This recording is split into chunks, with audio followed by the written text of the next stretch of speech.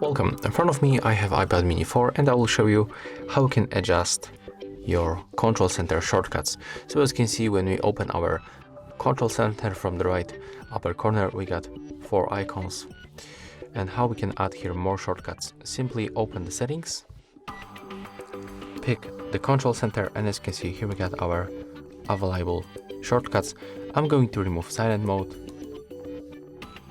and camera.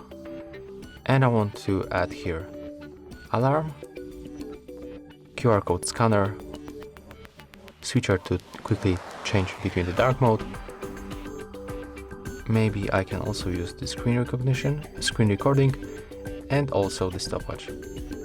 Take a look right now. When we open our control center, we got other apps. So we can quickly open, for example, the screen recorder. And after a few seconds, we will record our screen. As you can see right now, it works. So that's all. If you find this video helpful, remember to leave a like, comment, and subscribe.